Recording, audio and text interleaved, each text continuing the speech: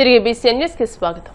కడప నగరంలోని buildup circle సమీపంలో ఉన్న శ్రీ విజయ దుర్గాదేవి ఆలయంలో వార్షికోత్సవ బ్రహ్మోత్సవాలు వైభవంగా కొనసాగుతున్నాయి. సాయంత్రం అమ్మవారికి కళ్యాణోత్సవం ఊరేగింపు నిర్వహించారు.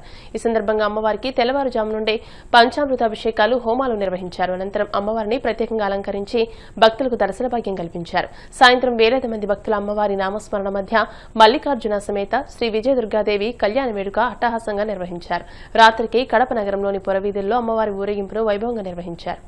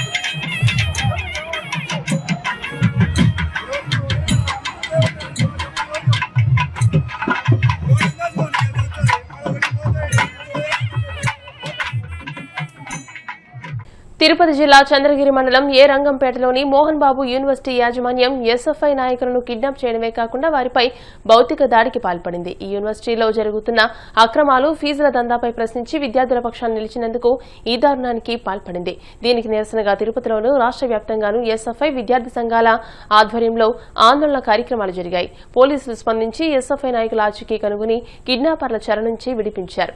ఎంబీ యూనివర్సిటీ అధినేత సినీ నటుడు ఎం మోహన్ బాబు పైన, ఆయన కుమారుడు విష్ణుపైన, వారి బౌన్సర్లపైన కేసులు నమోదు చేశారు.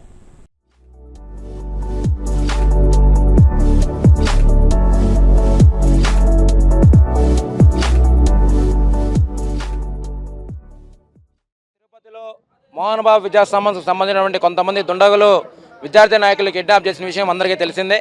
అదేవిధంగా పోలీసు వారు కూడా వెంటనే స్పందించి వాళ్ళని, మా విద్యార్థి నాయకుల్ని క్షేమంగా మా దగ్గర తీసుకొచ్చారు. మేము ఒకటే అడుగుతున్నాం పోలీస్ వారిని కూడా, వెంటనే మాకు కావాల్సింది ఎవరైతే అత్యాయత్నానికి పాల్పడినారో మంచు మోహన్ బాబు, మంచు విష్ణుల పైన క్రిమినల్ కేసులు పెట్టాలి, వెంటనే అరెస్టు చేయాలి. అదేవిధంగా నిన్న గడవకముందు 24 గంటలు గడవకముందు ఈరోజు మరో విద్యార్థి మోహన్ బాబు విద్యా సంబంధించిన మరో విద్యార్థి ఈరోజు ఆత్మహత్య చేసుకున్నారు. అంటే ప్రతిరోజు ఏదో ఒకటి మోహన్ బాబు విద్యా సమస్యలు జరుగుతూ ఉన్నాయి.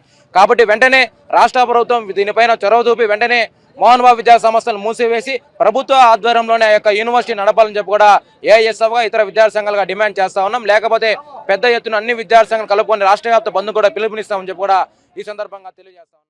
మోహన్ బాబు పెట్టినటువంటి కేసు పూర్తిగా కూడా అవాస్తవమే. మోహన్ బాబు భయపడ్డాడు.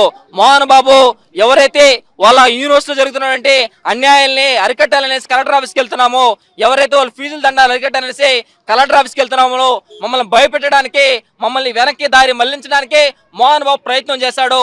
మోహన్ బాబు చేసినటువంటి ప్రయత్నం, పెట్టినటువంటి కేసు నిజమైతే, మోహన్ బాబుకి ఇచ్చిన కేసు నిజమైతే నేనే ఎస్పీ గారికి స్వయంగా వచ్చి నీ మొత్తం లంచం అడిగాను, 5 లక్షలు డిమాండ్ చేస్తానని నేను లొంగిపోతా ఉన్నా. అదే నీకు సవాల్ చేసిన మోహన్ బాబు, నువ్వు పెట్టిన కేసు నిజమైతే నేను లొంగిపోతాను, అదే నువ్వు అబద్ధమైతే నువ్వు యూనివర్సిటీ లోపల నువ్వు ఊరేసుకుంటావా నేను అడుగుతా ఉన్నా. నువ్వు నాకు 15 లక్షల రూపాయలు ఇవ్వడం కాదు, అది నిజమైతే నేనే నా ఆస్తమ్మి 50 లక్షల రూపాయలు నీకు ఇవ్వడానికి సిద్ధంగా ఉన్నాను, నువ్వు వస్తావా చర్చకనేసి నేను అడుగుతా ఉన్నా. కలియుగ ప్రత్యక్ష దైవం తిరుమల శ్రీ వెంకటేశ్వర స్వామివారిని ప్రముఖ యాంకర్ సినీ నటి శ్రీముఖి దర్శించుకున్నారు. వీఐపీ విరామ దర్శన సమయంలో స్వామివారి సేవలో పాల్గొని మొక్కులు చెల్లించుకున్నారు. దర్శనానంతరం వీరికి రంగనాయకుల మండపంలో వేద పండితులు వేద ఆశీర్వచనం అందించగా ఆలయ అధికారులు స్వామివారి తీర్థ ప్రసాదాలు అందజేసి పట్టువస్త్రంతో సత్కరించారు.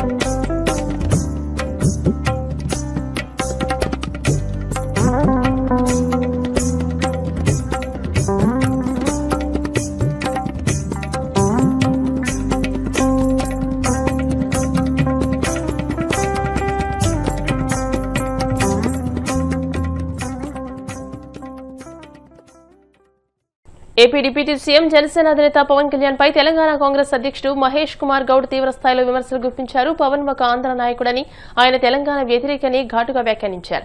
పవన్ తన రాజకీయాలను ఆంధ్రలోనే చేసుకోవాలని, తెలంగాణ ఆయన ప్రచారం వల్ల ఎలాంటి ప్రయోజనం ఉండదని స్పష్టం చేశారు. తెలంగాణలో జరగనున్న మున్సిపల్ ఎన్నికల్లో బీజేపీకి మద్దతుగా పవన్ కళ్యాణ్ ప్రచారం చేస్తారనే వార్తలు వస్తున్న నేపథ్యంలో మహేష్ గౌడ్ వ్యాఖ్యలు ప్రాధాన్యత సంతరించుకున్నాయి. గతంలో పవన్ కళ్యాణ్ తెలంగాణ నుంచి చాలా నీచంగా మాట్లాడారని, అలాంటి వ్యక్తి మాటలు విని ఇక్కడి ప్రజలు ఓట్లు వేయరని అన్నారు. ఆయన మాటలను ఎవరూ విశ్వసించరని, ఆయన ప్రభావం తెలంగాణ రాజకీయాలపై శూన్యమని స్పష్టం చేశారు.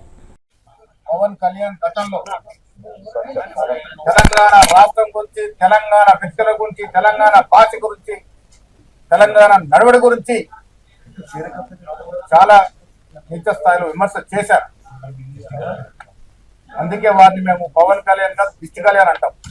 వారిని తెలంగాణ ప్రజలు ఆదరించరు.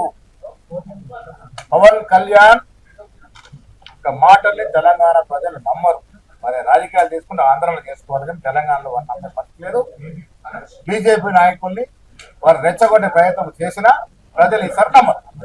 భిక్షాంది మా కలిసి ఓట్లు అడిగి పెట్టిన దుస్థితికి పోయినారంటే తెలంగాణలో బీజేపీ దీనావస్థ, దీనస్థితి అర్థమవుతా ఉంది.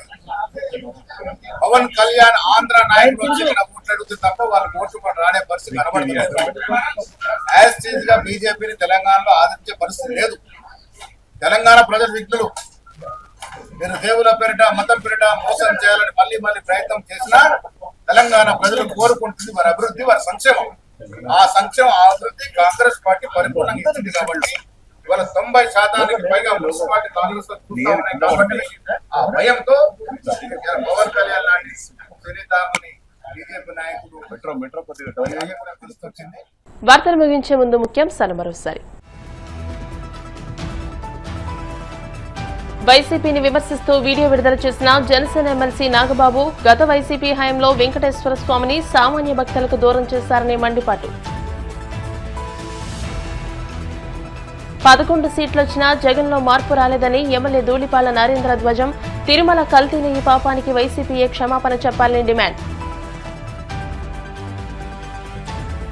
తిరుమల శ్రీవారిని దర్శించుకున్న ప్రముఖ యాంకర్ సినీ నటి శ్రీముఖి, ఆలయ మర్యాదలతో స్వాగతం పలికిన అధికారులు.